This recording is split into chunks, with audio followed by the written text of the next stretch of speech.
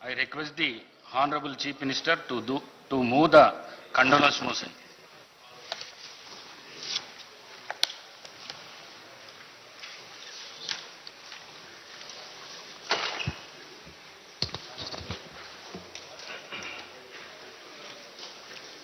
అధ్యక్ష,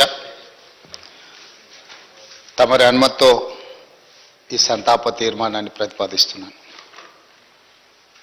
తెలంగాణ శాసనసభ సభ్యులు శ్రీ మాగంటి గోపీనాథ్ గారి మృతి పట్ల ఈ సభ తన తీవ్ర సంతాపాన్ని వ్యక్తం చేస్తూ శోకార్తులైన వారి కుటుంబ సభ్యులకు ప్రగాఢ సానుభూతి తెలియజేస్తున్నాను. అధ్యక్ష, మనందరికీ దాదాపు ఈ సభలో ఉన్న చాలామంది సభ్యులకు, ముఖ్యంగా హైదరాబాదు నగరంలో నివసించిన వాళ్లకు, చదువుకున్న వాళ్లకు, చిన్న వయసు నుంచే మాగంటి గోపీనాథ్ గారు మిత్రుడు. 1963లో జన్మించిన మాగంటి గోపీనాథ్ గారు విద్యార్థి రాజకీయాలలో చురుగ్గా ఉండడమే కాకుండా వారు 1983లో మొట్టమొదటిసారి ఎన్టీ రామారావు గారు ప్రారంభించిన తెలుగుదేశం పార్టీలో క్రియాశీలక సభ్యుడిగా చేరి ఆ పార్టీ తెలుగు యువత రాష్ట్ర అధ్యక్షుడిగా వారు దాదాపుగా 7 సంవత్సరాలు సేవలు అందించడం జరిగింది. 1985 నుంచి 1992 వరకు తెలుగు యువత అధ్యక్షుడిగా, ఎన్టీ రామారావు గారి యొక్క పరమ భక్తుడిగా, వారికి నమ్మకమైన విశ్వాసపాత్రుడైన ఒక బంటుగా ఎన్టీ రామారావు గారితోని మాగంటి గోపీనాథ్ గారికి సత్సంబంధాలు ఉండే. అదేవిధంగా వారు అర్బన్ డెవలప్మెంట్ అథారిటీ డైరెక్టర్గా హైదరాబాద్, వినియోగదారుల ఫోరం సభ్యుడిగా వివిధ బాధ్యతలను వారు నెరవేరుస్తూ వచ్చిండ్రు. అదేవిధంగా వారు సినిమా రంగంలో నిర్మాతగా, విద్యార్థి రాజకీయ నాయకుడిగా, ప్రజాప్రతినిధిగా తెలుగుదేశం పార్టీలో ఎదిగి సినీ నిర్మాతగా కూడా వారు రాణించడం జరిగింది. అధ్యక్ష, పాత బస్తీ 1995లో సినిమా తీవడము, అదేవిధంగా రవణ 2000 సంవత్సరంలో నటశేఖర కృష్ణ గారిని హీరోగా పెట్టి వారు ఒక గొప్ప చిత్రాన్ని నిర్మించడం, భద్రాద్రి రాముడు 2004లో, నా స్టైలే వేరు 2009లో, ఇలాంటి తెలుగు సినిమాల నిర్మాతగా కూడా వారు రాణించడం జరిగింది.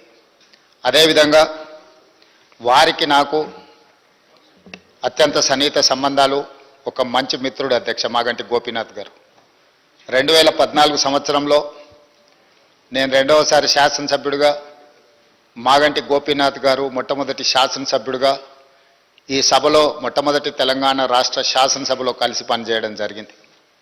ఎన్నికల సమయంలో కానీ, ఎన్నికైన తర్వాత కానీ, వారు తర్వాత రాజకీయ విధానాలలో మార్పు వచ్చిన వ్యక్తిగతమైన మిత్రత్వము, అదేవిధంగా వారి యొక్క వ్యవహార శైలిలో ఎలాంటి మార్పు లేదు. ఒక మిత్రుడిగా 2014, 2018, 2023 3 సార్లు శాసనసభ్యుడిగా ఎన్నికై హ్యాట్రిక్ సాధించిన శాసనసభ్యులలో చాలా తక్కువ మందిలో మాగంటి గోపీనాథ్ గారు ఒకరు. ఈరోజు అనుకోని పరిస్థితుల్లో వారు అకాల మరణం చెందడం ఈ సభలో ఉన్న సభ్యులకే కాదు, వారి కుటుంబానికి, జంట నగరాలలో పేదలకు వారి లేని లోటు ఈరోజు మనందరం చూస్తున్నాం. జూన్ 8న వారు మరణించడం జూబ్లీహిల్స్ నియోజకవర్గ ప్రజలకు తీరని లోటు. అదేవిధంగా వారి కుటుంబానికి, వారి సోదరుడు, వారి తల్లి, వారి భార్య, కుమార్తె, కుమారుడు, వాళ్ళ కుటుంబ సభ్యులకు ఒక తీరని లోటు. ఎందుకంటే అకాల మరణం ఆ కుటుంబానికి తీరని దుఃఖాన్ని తీసుకొచ్చి పెట్టింది. జూబ్లీహిల్స్ నియోజకవర్గ ప్రజలకు కూడా చాలా లోటు. ఎందుకంటే సౌమ్యుడు, మితభాషి, మాగంటి గోపి. వారు చాలా తక్కువ మాట్లాడతారు. చూడడానికి క్లాస్ లీడర్గా కనిపించిన మాగంటి గోపీనాథ్ ఒక మాస్ లీడర్. జూబ్లీహిల్స్ ప్రాంతంలో ఉండే ఆ నియోజకవర్గంలో ఉండే బస్తీలలో పేదలతో వారికి ఉన్న సన్నిహిత సంబంధాలే, రాజకీయాల పరిస్థితులు ఆటుపోట్లు ఉన్న 3 సార్లు శాసనసభ్యుడిగా ఎన్నికై ఆ ప్రాంత ప్రజలకు వారు సేవలు అందించడం జరిగింది. ఈరోజు ఈ సభ వారి కుటుంబానికి మనందరం అండగా నిలబడాలి. అదేవిధంగా వారి ఆత్మకు శాంతి చేకూరాలి. అలాంటి అరుదైన ప్రజాసేవలో ఉన్న ప్రజాప్రతినిధులు కోల్పోవడము మనందరికీ తీరని లోటు. అందుకే తమరి అనుమతితో ఈ శాసనసభలో ఈ సంతాప తీర్మానాన్ని ప్రవేశపెట్టడమే కాకుండా ఆ కుటుంబానికి ప్రగాఢమైన సానుభూతి తెలియజేస్తూ వారి ఆత్మకు శాంతి చేకూరాలి అని భగవంతుడిని ప్రార్థిస్తూ తమరి దగ్గర సెలవు తీసుకుంటున్నాను అధ్యక్ష. Request LA minister Sri Sridhar Babu garu. అధ్యక్ష, గౌరవ ముఖ్యమంత్రి గారు ప్రవేశపెట్టిన సంతాప ప్రతిపాదన బలపరుస్తూ ఈరోజు మన అందరికీ కూడా సుపరిచితులు, ప్రత్యేకంగా నాకు చాలా దగ్గర వ్యక్తిగా ఒక అన్నగా మరి మాగంటి గోపీనాథ్ గారి అకాల మరణం చాలా దిగ్భ్రాంతిని కలిగించింది అధ్యక్ష. ఈరోజు వారు జూబ్లీహిల్స్ నియోజకవర్గానికి ప్రాతినిధ్యం వహించి మన అందరి సహచర ఎమ్మెల్యేగా ఈరోజు మన మధ్యలో లేకపోవటం కూడా చాలా బాధాకరం. మన అందరి హృదయాలను కూడా ఈ సందర్భం ద్రవింపజేస్తూ ఉంది అధ్యక్ష. గోపీనాథ్ గారు నేను చాలా దగ్గరగా వ్యక్తిగతంగా చూసిన వ్యక్తిని. వారికి ఆ రోజు తెలుగు యువత అధ్యక్షుడిగా ఉన్న సందర్భంలో వారి చిన్న తమ్ముడు మాగంటి రాజ్ కుమార్ అని నాకు చాలా దగ్గర మిత్రుడిగా, ఒక అన్నగా ఎల్లప్పుడూ కలిసి ఉండేవారం అధ్యక్ష.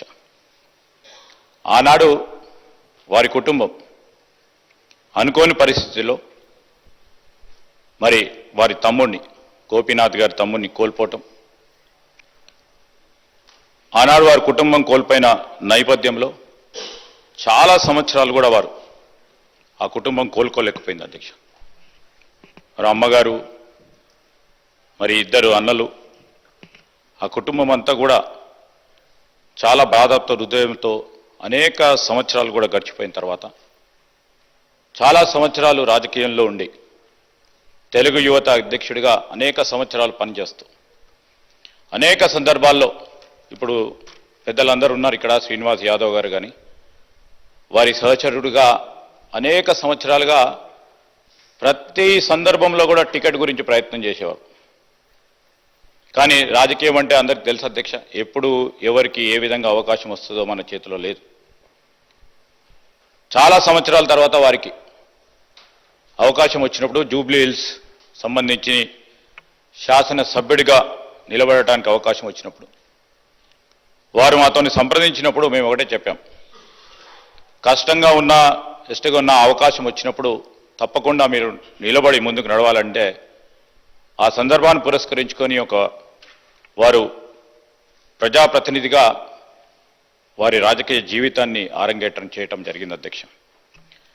ఒక ప్రజాప్రతినిధి మాత్రమే కాదు, వారు ప్రజల మనసులో నిలిచిపోయే విధంగా సేవ చేస్తూ ఒక మానవతావాదిగా నిలిచిన వ్యక్తి, ఒక మృదు స్వభావి. ఆయన వ్యక్తిత్వంలో ప్రతి సందర్భంలో కూడా నిజాయితీ, అందరితో కూడా కలిసిమెలిసి మెలిగే గుణం ప్రధానంగా కనిపించేవి అధ్యక్ష.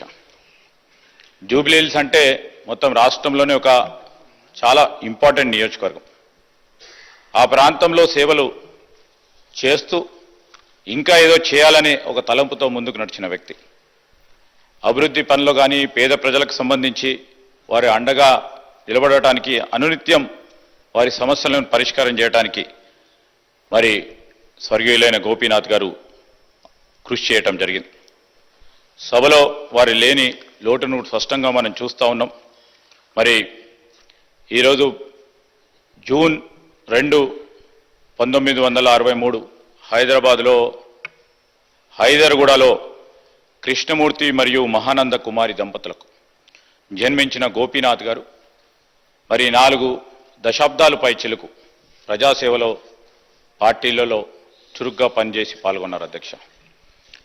1383లో ఉస్మానియా విశ్వవిద్యాలయం నుంచి BA పట్టభద్రుడై మరి 3 సార్లు జూబ్లీ హిల్స్ నియోజకవర్గానికి ప్రాతినిధ్యం వహించిన గోపీనాథ్ గారు 1983లో వారు తెలుగుదేశం పార్టీని స్థాపించిన సందర్భంలో ఒక యువకుడిగా వారి రాజకీయ ప్రస్థానాన్ని ప్రారంభించి 85 నుంచి 92 వరకు తెలుగు యువత రాష్ట్ర అధ్యక్షుడిగా పనిచేస్తూ అదేవిధంగా 87, 88లో హైదరాబాద్ అర్బన్ డెవలప్మెంట్ అథారిటీలో కూడా డైరెక్టర్గా వారి పాలనా పరంగా తొలి అనుభవాన్ని మొదలుపెట్టారు అధ్యక్ష. మరి 88 నుంచి 93 వరకు వినియోగదారుల ఫోరం అధ్యక్షుడిగా, టీడీపీ హైదరాబాద్ జిల్లా అధ్యక్షుడిగా వారు బాధ్యతలు నిర్వహించారు. 2014లో మరి జూబ్లీహిల్స్లో వారికి అవకాశం రావటం, 3 మార్లు గెలవటం. మరి ఈరోజు మేమందరం కూడా మన అందరికి కూడా కటింగ్ అక్రాస్ పార్టీస్ అధ్యక్ష గోపీనాథ్ గారి గురించి అందరూ కూడా వారి ఒక సహచరుని సమాజంలో ఒక నిజమైన ప్రజానాయకుని కోల్పోయిన అంశాన్ని సభ దృష్టికి తీసుకొస్తూ ఈరోజు మరి గోపీనాథ్ గారి కుటుంబ సభ్యులకి, అభిమానులకి, జూబ్లీహిల్స్ ప్రజలకి సభ పక్షాన కూడా మా హృదయపూర్వక సానుభూతిని తెలియజేస్తా ఉన్నాం అధ్యక్ష. ఆయన ఆత్మకు శాంతి చేకూరాలని, ఆయన చూపిన మార్గం, ఆయన నడిచిన మార్గం, మంచి పనులు చేసిన మార్గం మనకు అందరికీ కూడా ప్రేరణగా నిలవాలని మనసారా కోరుకుంటూ వారి కుటుంబ సభ్యులందరికీ కూడా మరి ప్రగాఢ సానుభూతిని తెలియజేస్తూ సెలవు తీసుకుంటున్నాను అధ్యక్ష. I request Sri KT Rama Rao garu. Speaker sir, ఈ సభలో సోదరుడు మా సహచరుడు మా హైదరాబాద్ నగర పార్టీ అధ్యక్షులు గోపీనాథ్ గారికి సంతాప తీర్మానం ప్రవేశపెట్టాల్సి వస్తుందని చెప్పి మేము కలలో కూడా అనుకోలేదు. ఎందుకంటే వారు జీవించున్నంత కాలం కూడా ఎన్నడూ తనకు అనారోగ్యం వచ్చిందని కానీ, అది కూడా ఇంత తీవ్రంగా ఉందని కానీ ఎన్నడూ ఎక్కడ కూడా చెప్పుకోలేదు, ఎవరికి కూడా పంచుకోలేదు అధ్యక్ష. వారు ఆ రకంగా చాలా గుంభనంగా తన వ్యక్తిగతమైన సమస్యలు కానీ, వ్యక్తిగతమైన ఆరోగ్యపరమైన విషయాలు కానీ చాలా రహస్యంగా, ఒక రకంగా చెప్పాలంటే చాలా ప్రైవేట్గా వారు మెయింటైన్ చేసినారు అధ్యక్ష. కానీ పబ్లిక్ పరంగా మాత్రం, అంటే ఇందాక ముఖ్యమంత్రి గారు అదేవిధంగా శాసనసభ వ్యవహారాల మంత్రి గారు చెప్పినట్టు హైదరాబాద్ మహానగరంలో జూబ్లీహిల్స్ అంటేనే ఒక సంపన్నులు నివసించే ప్రాంతంగా పేరుంది అధ్యక్ష. కానీ జూబ్లీహిల్స్ నియోజకవర్గం పరిస్థితి చూస్తే దానికి పూర్తి భిన్నం అధ్యక్ష. పేరుకి జూబ్లీహిల్స్ నియోజకవర్గం, కానీ అక్కడ ఉండేది మొత్తం కూడా పేద ప్రజలు. ఎందుకంటే పేరుకి జూబ్లీహిల్స్ నియోజకవర్గం అయినప్పటికీ అక్కడ ఉండేది బోరబండ, రెహమత్ నగరు, షేక్పేట, ఎర్రగడ్డ, వెంగళరావు నగరు, ఈ రకంగా మొత్తంగా ఒక బస్తీలు, స్లమ్స్తో కూడిన ఏరియా అధ్యక్ష. హైదరాబాద్లోని హైదర్గూడలో 1963లో ఇక్కడే హైదరాబాద్ మహానగరంలోనే గోపీనాథ్ గారు జన్మించినారు అధ్యక్ష. తర్వాత వారు ఇక్కడే చదువుకుని ఇక్కడే మరి ఉస్మానియాలో డిగ్రీ కూడా చేసి తర్వాత ఎన్టీ రామారావు గారికి అభిమానిగా తెలుగుదేశం పార్టీ స్థాపించిన తర్వాత వారు రాజకీయాల్లో అడుగుపెట్టినారు. నాకు బాగా గుర్తుంది అధ్యక్ష, మేము చిన్నప్పుడు మన ఎమ్మెల్యేలకు ఇచ్చిన క్వార్టర్స్ ఏవైతే ఉన్నాయో బషీర్బాగ్లో, అక్కడ మా కుటుంబం అంతా ఉండేది.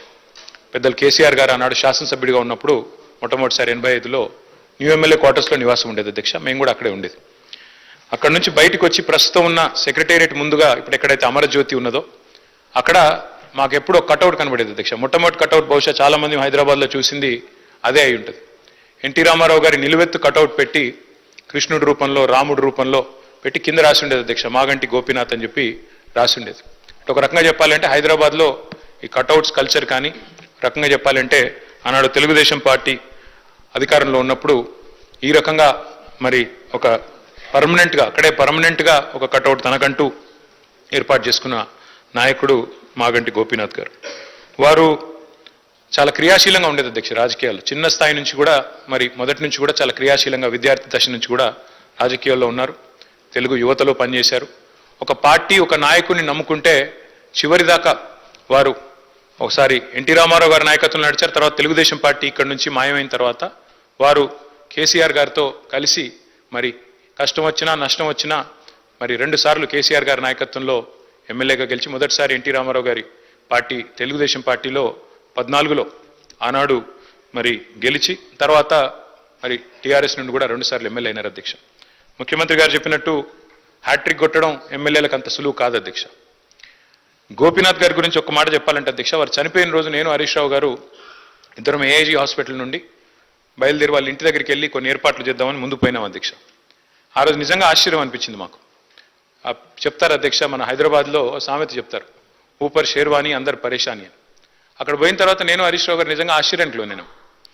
గోపీనాథ్ గారు ఉండే ఇల్లు ఒక మాదాపూర్ ఆ ప్రాంతంలో చాలా చిన్న ఇల్లు అధ్యక్ష.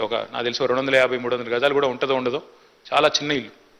ఎన్నడూ కూడా గోపీనాథ్ గారు మాకు తను ఎప్పుడు కనబడ్డా ఇందాక మరి ప్రభుత్వం నుంచి చెప్పినట్టు ఎప్పుడు కూడా చాలా గుంభనంగా చాలా ఎప్పుడు కూడా ఎక్కడ కూడా తనకేమైనా ఇబ్బంది ఉన్నా చెప్పేవాడు కాదు అధ్యక్ష.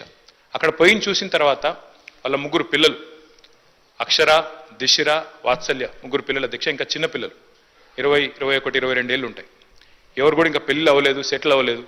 వాళ్ళని చూసి బాధపడ్డాం. తర్వాత ఆ ఇల్లు చూసి కూడా బాధపడ్డాం. ఇట్లా ఉన్నారా ఈయన ఇన్ని రోజుల్లో. ఎందుకంటే ఎప్పుడు ఏ ఫంక్షన్ వచ్చినా బాగా లావిష్గా ఖర్చు పెట్టేటోడు అధ్యక్ష. ఊపర్ షేర్వాణి అందరు పరేషాన్ ఎందుకన్నా అంటే ఎక్కడ కూడా ఏంటంటే తెలియనియలే మాకు ఈ కష్టం ఉందని కానీ ఇంకోటని కానీ. తెలంగాణ ప్రభుత్వం ఆనాడు బతుకమ్మ చీరలు అనే కార్యక్రమం మనం 2016-17లో ప్రారంభించినాం అధ్యక్ష. కానీ అంతకంటే ముందే గోపీనాథ్ గారు తన కాన్స్టిట్యున్సీలో బతుకమ్మకి చీర పెట్టే ఒక సంస్కృతిని కూడా తీసుకొచ్చింది గోపీనాథ్ గారు అధ్యక్ష. మనందరం గోపీనాథ్ అని ఇక్కడ పిలుస్తాం కానీ ఆయన మొత్తం కాన్స్టిట్యున్సీలో మాత్రం గోపన్నగానే పిలుచుకుంటారు. ఎక్కడ పోయినా ఏ డివిజన్ పోయినా గోపన్న అని మాట్లాడతారు. ప్రజల్లో నిత్యం మమేకమయ్యే వ్యక్తి అధ్యక్ష. ఒక చిన్న ఎగ్జాంపుల్ నేను మీకు చెప్తాను. రేమత్ నగర్ డివిజన్లో ఎస్పీఆర్ కాలనీ అనుకుంటా, ఎస్పీఆర్ హిల్స్ ఏదో ఉంటుంది అధ్యక్ష అక్కడ పేరు. అక్కడ ఒక 5 ఎకరాల స్థలం ఉండేది అధ్యక్ష. ఒక క్వారీ ఉండేది.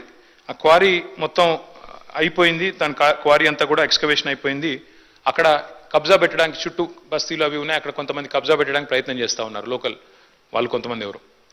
గోపీనాథ్ గారు పట్టుబట్టి ఆనాడు ప్రభుత్వంలో ఉన్న మా అందరినీ కూడా తీసుకెళ్ళి ఆ ప్లేస్ చూపెట్టి అక్కడ ఒక మంచి పిల్లలు ఆడుకునే ఒక గ్రౌండ్, అదేవిధంగా అక్కడ కమ్యూనిటీ అంతా గ్యాదర్ అయ్యి చేసుకునే కార్యక్రమాలు చేయాలని చెప్పి పట్టుబట్టి దాన్ని ఒక గ్రౌండ్గా తీర్చిదిద్ది అక్కడ బతుకమ్మ వేడుకలు కానీ, అట్లాగే రంజాన్ అప్పుడు అక్కడ కార్యక్రమాలు చేయడమే కానీ, క్రిస్మస్ వేడుకలు చేయడం కానీ ఇవన్నీ కూడా చాలా జాగ్రత్తగా చేసేటాడు అధ్యక్ష. దాంతోపాటు అధ్యక్ష వారు మరి బతికినంత కాలం ఒక మాస్ లీడర్గా ప్రజల మధ్యనే ఉంటూ ఎప్పటికప్పుడు డైనమిక్గా తిరుగుతూ అర్ధరాత్రి సమస్య వచ్చినా అపరాత్రి సమస్య వచ్చినా అధికారులను వెంటనే సంప్రదించి పనులు చేసి పెట్టే ఒక మంచి మనస్తత్వం ఉన్న నాయకుడు అధ్యక్ష. మరి గోపీనాథ్ గారి మరణం, ఎందుకంటే మా నగర పార్టీ అధ్యక్షుడు కూడా వారు, దాంతోపాటు కేసీఆర్ గారికి మరి నమ్మిన విధేయుడిగా ఎన్ని ఒత్తిళ్లు వచ్చినా మరి ఒక నమ్మిన విధేయుడిగా మరి పార్టీలో 2 సార్లు గెలిచిన తర్వాత అదే పద్ధతుల్లో కొనసాగారు అధ్యక్ష. వారి మరణం మా పార్టీకి, అట్లాగే వారి కుటుంబం, వారి శ్రీమతి సునీత గారికి, అట్లాగే వారి పిల్లలకి, వారి తల్లిగారికి, వారి కుటుంబ సభ్యులందరికీ, వారి బ్రదర్కి అందరికీ కూడా తీరని లోటు అధ్యక్ష. దాంతోపాటు జూబ్లీ హిల్స్ నియోజకవర్గంలో తనదైన చిరస్మరణీయమైన ముద్ర ఏదైతే గోపీనాథ్ గారు వేసుకున్నారో తప్పకుండా ఆ నియోజకవర్గానికి కూడా ఇది తీరని లోటు. ఈ దుఃఖ సమయంలో వారి కుటుంబం తరపున మా పార్టీ పూర్తి స్థాయిలో అండగా ఉంటుంది అధ్యక్ష. పార్టీ కుటుంబాన్ని గతంలో కూడా ఎట్లా అయితే వివిధ మా సహచరులు మరణించినప్పుడు ఆ కుటుంబాలకు అండగా నిలబడ్డామో, ఎట్లయితే గట్టిగా ఆ కుటుంబాన్ని కాపాడుకున్నామో, అట్లాగే మాగంటి గోపీనాథ్ గారి కుటుంబం కూడా మరి పూర్తి స్థాయిలో గోపన్న లేకపోయినా వారి కుటుంబాన్ని సంపూర్ణంగా ఆదుకునే బాధ్యత, పూర్తి స్థాయిలో వారిని చూసుకునే బాధ్యత మా పార్టీ తీసుకుంటుంది. మరి ఈరోజు శాసనసభలో వారి సంతాప తీర్మానంలో ప్రసంగించే అవకాశం రావడం విషయంలో బాధను వ్యక్తం చేస్తూ ఈ శోకాతప్త సమయంలో వారి కుటుంబానికి, అదేవిధంగా వారి అభిమానులకి, అదేవిధంగా కార్యకర్తలకు కూడా వారికి మనోధైర్యం భగవంతుడు ప్రసాదించాలని కోరుకుంటూ తమరికి ధన్యవాదాలు. యూరియా కొరత తీర్చడంలో ప్రభుత్వం విఫలమైందని బీఆర్ఎస్ నేతలు ఆరోపించారు. రైతులకు ఎరువులను వెంటనే పంపిణీ చేయాలని డిమాండ్ చేస్తూ గన్ పార్క్ వద్ద నిరసన తెలిపారు.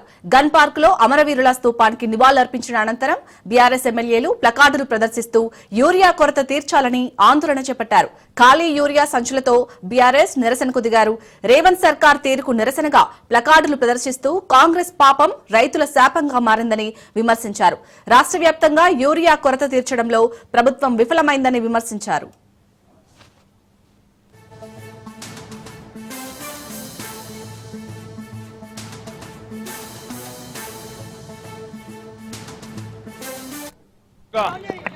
రాష్ట్రంలోని వేలాది మంది రైతులు రాష్ట్ర వ్యాప్తంగా అన్ని నియోజకవర్గాల్లో లైన్లలో నిలబడి ఎక్కడికక్కడ సొమ్మసిల్లి పడిపోయే పరిస్థితి, ఎక్కడికక్కడ ఎరువులు దొరకక వ్యవసాయం ఆగమైపోయే దుస్థితి రాష్ట్ర వ్యాప్తంగా కనబడతా ఉన్నది. ఇవాళ రాష్ట్ర ప్రభుత్వము మేము శాసనసభ పెట్టినామా అంటే పెట్టినాము అన్నట్టు ఏదో తూతూ మంత్రంగా 3-4 రోజుల పాటు నడిపించి మరి రైతుల సమస్యల గురించి కనీసం మాట్లాడాలనే ఆలోచన కూడా చేస్తలేదు. మేము ఇవాళ బీఆర్ఎస్ పార్టీ తరఫున ఈ రాష్ట్ర ప్రభుత్వాన్ని, కేంద్ర ప్రభుత్వాన్ని సూటిగా అడుగుతున్నాం. 10 ఏళ్లు కేసీఆర్ గారి ప్రభుత్వం ఉన్నప్పుడు ఏ ఒక్క రోజు కూడా ఎరువులకు సంబంధించి రైతులకు ఈ రకమైన అవస్థ రాలేదు. ఈ రకంగా లైన్లలో నిలబడే అరాచక పరిస్థితి రాలేదు. మరి ఎందుకు ఈరోజు కాంగ్రెస్ ప్రభుత్వం రాగానే తిరిగి ఆనాటి రోజులు మళ్ళీ చెప్పులు లైన్లో పెట్టి, ఆధార్ కార్డులు లైన్లో పెట్టి, ఎరువుల కోసం లైన్లు కట్టి వర్షంలో పండుగ రోజు కూడా తడిచిపోయే పరిస్థితి ఎందుకు వచ్చింది? దీనికి కారణం ఎవరు? కాంగ్రెస్ ప్రభుత్వం చెప్పాలని చెప్పి మేము డిమాండ్ చేస్తున్నాం. తూతూ మంత్రంగా 4 రోజులు అసెంబ్లీ నడపడం కాదు, 15 రోజులు అసెంబ్లీ నడపాలే.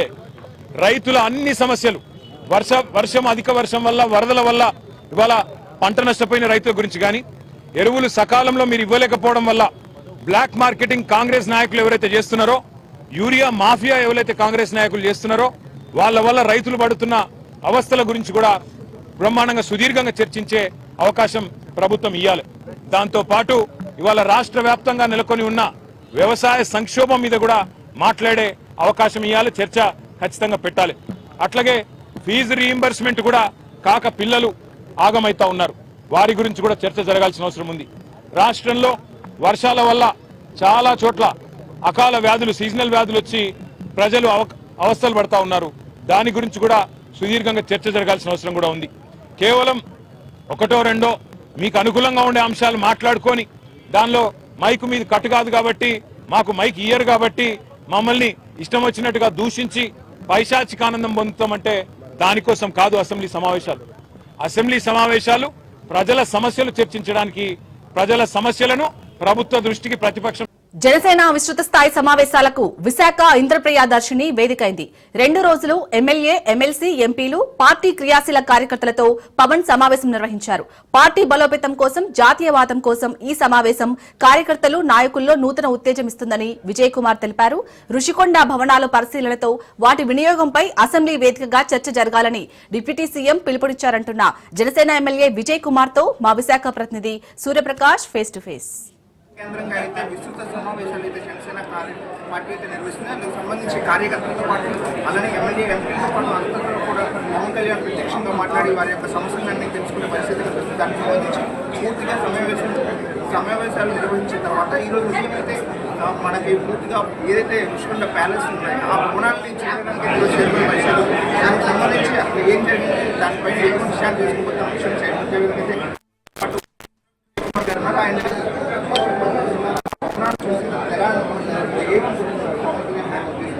ఇది టూరిజం ఇన్వెస్ట్మెంట్ చేసే టూరిజం దగ్గర నుంచి ఎక్స్పెండిచర్ అయ్యింది. 450 కోట్ల పైన బిల్డింగ్స్ అయితే కట్టేశారు. మేము జనసేన పార్టీ డే 1 నుంచి కూడా చెప్పాము, అయినా కూడా అది కట్టి ఇచ్చేశారు. అది టూరిజం అంటారు, దాని మీద చర్చ ఏం లేదు, అందరికీ ఓపెన్గా తెలుసు. అది జగన్మోహన్ రెడ్డి గారి కోసం, ఆయనకి ఇంటి కోసం కట్టుకున్న పరిస్థితి. అయితే ఇప్పుడు మేము ప్రతి రూపాయికి కూడా మేము కస్టోడియన్స్, ప్రజల్లో డబ్బులు 450 కోట్లు ప్రజల డబ్బులు. గతంలో ఉన్న బిల్డింగ్కే సంవత్సరానికి 7 కోట్లు వచ్చేది ఆదాయం టూరిజం. ఇప్పుడు 450 కోట్లు పైచీలుగా ఇన్వెస్ట్మెంట్ పెట్టిన తర్వాత ఆ డబ్బు ఇప్పుడు టూరిజంకి గవర్నమెంట్కి ఆదాయం రావాల్సిన పరిస్థితి ఉంది. అక్కడ చూసిన తర్వాత దీన్ని ఇంకా మాకు అంత చెక్కకపోయినా కూడా ఏదైనా సరే ఇది స్టార్ట్ చేయాలనే దాని మీద ఒక నిర్ణయానికి వచ్చి తీర్మానం చేసుకోవడం జరిగింది. ఎట్టి పరిస్థితుల్లో అది అతి త్వరలోనే స్టార్ట్ చేస్తాం.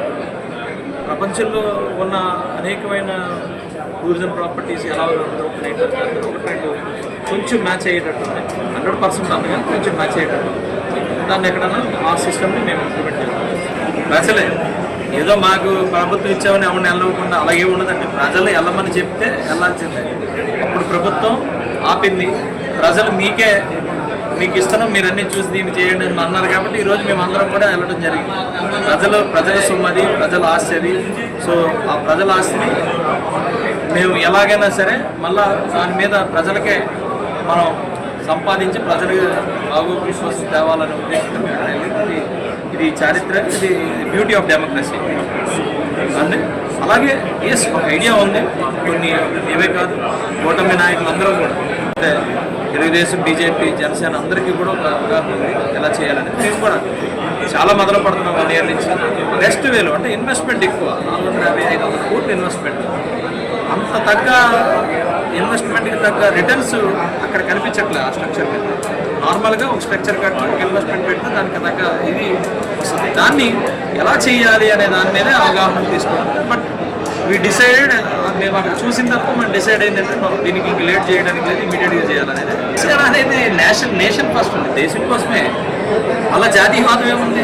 ఎక్కడైనా జాతీయవాదమే. జనసేన మేము దేశం రాష్ట్రం కోసం. ఇప్పుడు మేము అలయన్స్కి వెళ్ళామంటే ఎందుకు వెళ్ళాం? కేవలం రాష్ట్రం, దేశం, బాగుండు, అభివృద్ధి వాటి కోసమే కదా అలయన్స్కి వెళ్ళాం. ఇంటి దగ్గర ఉన్నాం కదా, మహారాష్ట్ర వెళ్ళాం, తమిళనాడు వెళ్ళాం, ఎక్కడ పడితే అక్కడికే తిరుగుతున్నాం. ప్రతి ఇష్యూ ఎక్కడ జరిగినా, ఏ మూల జరిగినా దానికి రియాక్ట్ అవుతున్నాం. ఇక దానికే ఉంది రైట్ అండ్ ఇది ఇప్పుడు జాతీయ స్థాయి పార్టీ కాకపోయినా ప్రాంతీయ పార్టీ అయినా జాతీయవాదం కోసం బీఆర్ఎస్ కు ప్రజల సమస్యలపై మాట్లాడటానికి ఆసక్తి లేదని కాంగ్రెస్ ఎమ్మెల్సీ విజయశాంతి విమర్శించారు. శాసనమండలికి తొలిసారిగా హాజరవుతున్న ఆమె గన్ పార్క్ వద్ద విలేకరులతో మాట్లాడారు. తాను ప్రజల సమస్యలను ప్రభుత్వ దృష్టికి తీసుకొస్తారని చెప్పారు. వరద వల్ల ప్రజలు ఇబ్బంది పడుతున్నారని, ఈ అంశాన్ని ప్రభుత్వానికి వివరిస్తారని చెప్పారు. కేసీఆర్ అసెంబ్లీకి ఎందుకు రావడం లేదో బీఆర్ఎస్ నేతలు సమాధానం చెప్పాలని ఆమె డిమాండ్ చేశారు.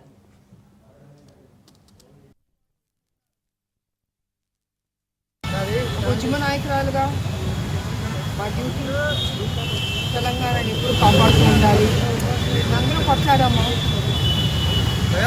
నిరంతరం ప్రజలు పక్షాన మేము ఉండాలి. వాళ్ళ సమస్యను శాసన మండలిలో లేవనెత్తాలి, చెప్పాలి. మా ప్రభుత్వాన్ని ఎక్కడన్నా ఏదైనా జరగకుండా ఉంటే వాళ్ళ దృష్టికి తీసుకెళ్ళి చేయాలని కూడా మేము వారిని కూడా రిక్వెస్ట్ చేస్తాం. ఎందుకంటే తెలంగాణ అనేది ముఖ్యం, తెలంగాణ అభివృద్ధి ముఖ్యం, తెలంగాణ ప్రజల సంక్షేమం ముఖ్యం. కాబట్టి ఈరోజు మొదటి రోజు కాబట్టి చక్కగా జరగాలి, సాఫీగా జరగాలి. మేమందరం కూడా పద్ధతిగానే ఉంటాం. మేము వాళ్ళు చేసే తప్పుల వల్లే వాళ్ళందరూ అవస్థపడుతున్నాం.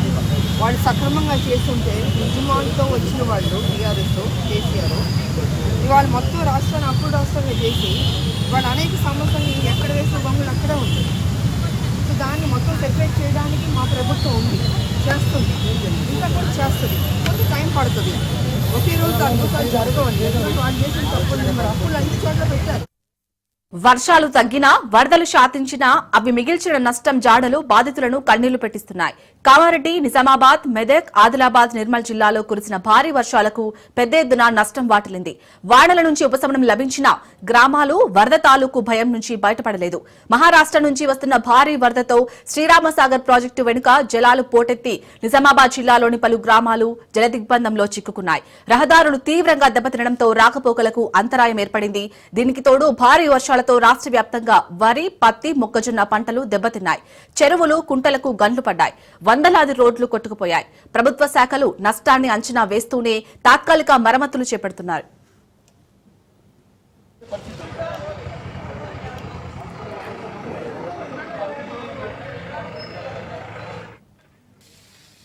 రికార్డు స్థాయి వర్షంతో కకావికలమైన కామారెడ్డి జిల్లా బురద నుంచి బయటపడుతోంది. జిల్లా కేంద్రంలోని జీఆర్ కాలనీ వాసులు బురద తొలగించి ఇళ్లను శుభ్రం చేసుకుంటున్నారు.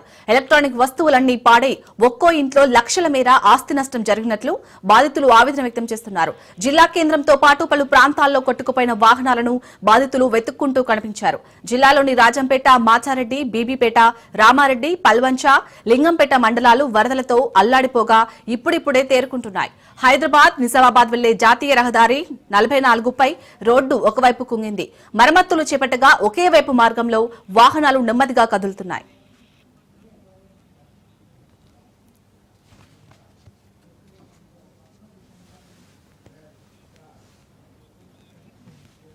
మహారాష్ట్రలో భారీ వర్షాలు కురవడంతో పాటు మంజీరా, నిజాంసాగర్ ప్రాజెక్టుల నుంచి వస్తున్న భారీ వరదకు శ్రీరామసాగర్ ప్రాజెక్టు వెనుక జలాలు పోటెత్తుతున్నాయి. నిజామాబాద్ జిల్లా బోధన్ మండలంలోని హంగర్గా, కండగావ్, కొప్పర్ల, కాచాపూర్, సాలూరా గ్రామాలను శ్రీరామసాగర్ వెనుక జలాలు చుట్టుముట్టడంతో జల దిగ్బంధంలో చిక్కుకున్నాయి. ప్రజలను అధికారులు సురక్షిత ప్రాంతాలకు తరలించారు. రెంజల్ మండలంలోని కందకుర్తి సమీపంలోకి గోదావరి జలాలు రావడంతో గ్రామస్తులు బిక్కుబిక్కుమంటూ గడుపుతున్నారు. నవీపేట మండలంలోని మిట్టపూర్, అల్జాపూర్ చుట్టూ గోదావరి జలాలు చేరడంతో స్థానికులు ఆందోళన చెందుతున్నారు. తుంగిని గ్రామ సమీపంలో ఉన్న దేవాలయంలో పూజారి, మరో 6 ఉండగా వీరిని కాపాడేందుకు అధికారులు చర్యలు తీసుకుంటున్నారు.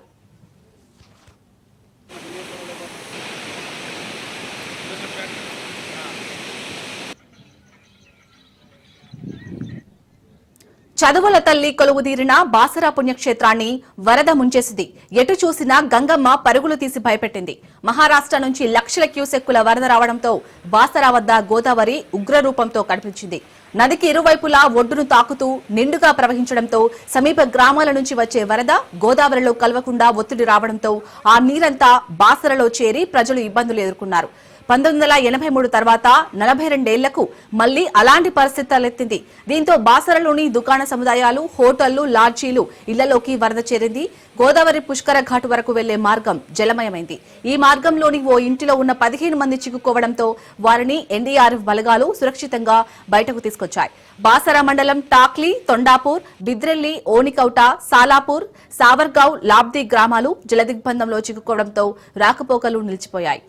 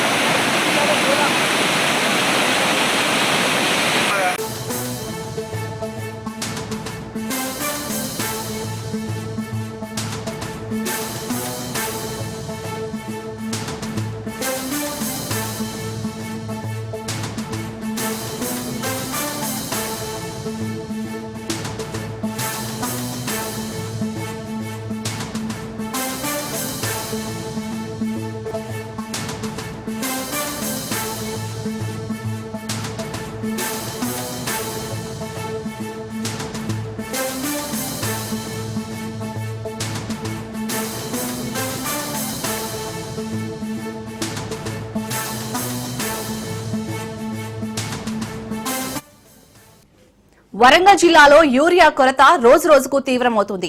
2 నెలలైనా యూరియా దొరకకపోవడంతో ఆగ్రహించిన రైతు తన చేనులోని పత్తిని పీకి పారేసిన ఘటన పర్వతగిరి మండలం చిత్తనేకొండ శివారు ఏబీ తండాలో చోటు చేసుకుంది. ఏబీ తండాకు చెందిన భూక్య బాలు తనకున్న 5 ఎకరాల వ్యవసాయ క్షేత్రంలో పత్తి పంటను సాగు చేస్తుండగా వివిధ దఫాలుగా యూరియా కోసం ప్రయత్నం చేసి విఫలమయ్యాడు. రేపు మాపు అంటూ అధికారులు పూట గడుపుతుండటంతో పత్తి పంట ఎండిపోతుందని ఆవేదన చెందాడు. తన కుటుంబ సభ్యులతో కలిసి పత్తి చెట్లను తొలగించడం ఇప్పుడు చర్చనీయాంశంగా మారింది. రేవంత్ రెడ్డి ప్రభుత్వం రైతులను మోసం చేస్తుందని రైతు బాలు ఆవేదన వ్యక్తం చేస్తున్నాడు. పర్వతగిరి మండలం చింతనెకొండ గ్రామానికి చెందిన రైతు బాలు కుటుంబాన్ని మాజీ మంత్రి ఎర్రబెల్లి దయాకర్ రావు పరామర్శించారు.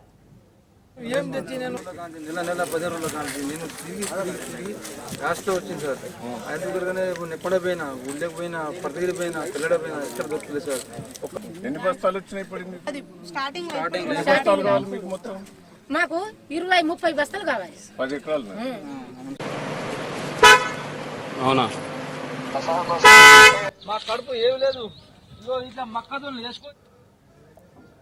రైట్, ఇక వరంగల్ జిల్లాలో అయితే ఒక రైతు బాలు అనే రైతు తన 5 ఎకరాల పత్తి పంటనైతే పీకి పడేశారు. ఎందుకంటే యూరియా కొరత వల్ల అక్కడ పత్తి పంట సాగవుతుందో లేదో అని. సో దీనికి సంబంధించి పూర్తి అప్డేట్స్ మా ప్రతినిధి చంద్రశేఖర్ అందిస్తారు. చంద్రశేఖర్, ఇప్పటికే అక్కడ మంత్రి ఎర్రబెల్లి దయాకర్ రావు ఆ రైతు దగ్గరికి వెళ్లి సందర్శించినట్టుగా తెలుస్తుంది. అప్డేట్స్ ఏంటి?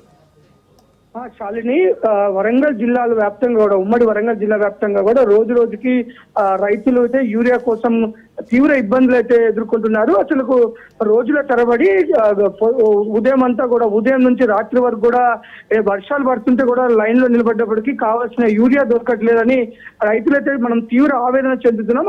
మనము మన ఛానల్ కూడా ప్రతి రోజు కూడా మనం ప్లే చేస్తున్న పరిస్థితి అయితే ఉంది. రైతు కష్టాల పైన ఒక పక్క రాజనీతి కూడా ప్రతి రోజు కూడా రైతుల కష్టాలు కూడా ప్రభుత్వం దృష్టికి తీసుకెళ్తున్నప్పటికీ ఇంకా యూరియా విషయంలో అయితే రైతులు ఇంకా తీవ్ర ఆవేదన అయితే చెందుతున్నారు. ప్రభుత్వం నుంచి యూరియా విషయంలో కొంత ఇబ్బందులు ఎదురవుతున్నాయి. రైతులకు సకాలంలో యూరియా అందట్లేదని రైతులు తీవ్ర ఇబ్బందులు ఎదుర్కొన్నారు. మనం వరంగల్ జిల్లాలోని పర్వతగిరి మండలం చింతనెక్కొండ శివారు ఏబీ తండాకు చెందిన బుక్య బాలు అనే వ్యక్తి తన 5 ఎకరాల్లో పత్తి సాగు చేశాడు. ఇప్పటికే పత్తికి ఆల్రెడీ ఒక దఫా యూరియా వేయాల్సి ఉంది. ఇంతవరకు యూరియా వేయకపోవడంతో ఆ మొక్కలు కూడా మొత్తం కూడా ఇలాంటి దిగుబడి లేకుండా పేలగా మొక్కలు ఉన్నాయి. దీనివల్ల మొత్తం నష్టపోయే అవకాశం ఉంది. ఇంకా తీవ్ర నష్టాలకి పోయే అవకాశం ఉంది. దిగుబడి రాదు. ఇప్పటికే చాలా లక్షల రూపాయల దీనికోసం ఖర్చు పెట్టాను. ఇంకా యూరియా వేయకపోవడంతో ఇక ఇప్పుడు వేసిన ప్రయోజనం ఉండదు. ఈ ప్రభుత్వాన్ని నమ్ముకొని రైతులంతా కూడా ఇబ్బంది పడుతున్నారు. ఇలా సకాలంలో యూరియా వేయకపోవడం వల్ల రైతులైతే ఆత్మహత్య శరణ్యం. ఇంకింత నష్టపోయి ఆత్మహత్యలకి చేసుకునే బదులు ఉన్న పొలాన్ని మొత్తం కూడా 5 ఎకరాలు తను ఎదిగిన మొక్కల్ని మొత్తం కూడా పీకి వేయడం జరిగింది. దీంతో ఎర్రబెల్లి దయాకర్ రావు, బీఆర్ఎస్ మాజీ మంత్రి ఎర్రబెల్లి దయాకర్ రావు కూడా ఆ రైతుని ఈ రోజు నిన్న వెళ్లి కలవడం జరిగింది. రైతు యొక్క బాధలు వినడం జరిగింది. ఆ రైతు చెప్తున్నాడు, ప్రభుత్వం, మేము కాంగ్రెస్ ప్రభుత్వం రైతు ప్రభుత్వం అని నమ్మి మోసపోయాము. ఈ ప్రభుత్వాన్ని నమ్ముకున్నందుకు మాకు బుద్ధి వచ్చింది. ఇప్పటికే నేను లక్షల రూపాయలు అప్పయ్యాను కాబట్టి ఇంకా ఉపయోగం లేదు ఈ పంట పండించి, అందుకే పీకేశాను అని చెప్పడం జరిగింది. కొంత ఎర్రవెల్లి దయాకర్ కూడా తనకి మనోధైర్యం అయితే చెప్పడం జరిగింది. రైతుల పరిస్థితి అయితే చాలా ధైర్యంగా ఉంది. జిల్లా వ్యాప్తంగా కూడా రైతులు యూరియా దొరకక తీవ్ర ఇబ్బందులకు అవుతున్నారు. ఇప్పటికీ పంటకు ఆల్రెడీ ఒక దఫ వేయాల్సిన రైతులు వేయకపోవడం వల్ల దిగుబడి తగ్గిపోయి మరింత అప్పుల పాలవుతున్నామని అయితే రైతులు ఆవేదన చెందుతున్న పరిస్థితి అయితే ఉంది. శాలిని, చంద్రశేఖర్, మరి అక్కడ వ్యవసాయ అధికారులు ఏమని చెప్తున్నారంటే యూరియా కొరత ఇంకెన్ని రోజులు ఇలా ఉండే ఛాన్స్ ఉంది? వ్యవసాయ అధికారులు అయితే మొత్తం అసలు వాళ్ళు యూరియా కొరత లేదు, యూరియా కావాల్సినంత యూరియా ఉంది, రైతులకి యూరియా ఇస్తామని చెప్తున్నారు. ఇది పైకి చెప్తున్న మాటే తప్పించి అక్కడ వాస్తవ పరిస్థితులు అందుకు విరుద్ధంగా ఉన్నాయి. మనం చూస్తున్నాం, నిత్యం చూస్తున్నాం. ప్రతిరోజు యూరియా సెంటర్ల దగ్గర గంటల తరబడి రైతులు క్యూలో నిలబడి చెప్పులని వారు తీసుకొచ్చుకున్న ఆధార్ కార్డులను కూడా లైన్ లో పెట్టి ఉండాల్సిన దయనీయ పరిస్థితి మనం రోజు చూస్తున్న పరిస్థితి. కానీ అధికారులు ఎవరు కూడా యూరియా లేదు, సరిపడి యూరియా లేదని చెప్పలేకపోతున్నారు. యూరియా ఉంది, రైతులు ఎవరు ఇబ్బంది పడద్దు, అందరికి యూరియా ఇస్తామంటున్నారు. ఏదో కంటచూర్పు మాటలు మాత్రం ఇటు వ్యవసాయ అధికారులు కానీ ఇటు ప్రభుత్వ జిల్లా కలెక్టర్లు చెప్తున్నప్పటికీ కూడా వాస్తవ పరిస్థితులు అయితే యూరియా లేదు, యూరియా లేక రైతులు ఇబ్బంది పడుతున్నారు. ఇంకా కేంద్ర ప్రభుత్వం నుంచి రావాల్సినంత స్టాక్ రాలేదని ఒక పక్క రాష్ట్ర ప్రభుత్వ పెద్దలు చెప్తున్నారు. కేంద్రం కొంత యూరియా ఇచ్చే విషయంలో కొంత మొండి వైఖరి ప్రదర్శిస్తుందని ఒక పక్క చెప్తున్నా, ఇంకో పక్క కావాల్సినంత యూరియా ఉంది అని చెప్తున్నారు. ఇదే ఇక్కడ ద్వంద్వ వైఖరి ఉండటంతో రైతులు తీవ్ర ఇబ్బందులకు గురవుతున్న పరిస్థితి అయితే ఉంది. Shalini, right, thank you Chandrasekhar. ఉట్టిదండ మేము ఒక 5 ఎకరాల పత్తి చేను పెట్టడం జరిగింది. పంట పండించి రాత్రి ఫోన్ చేస్తే నువ్వు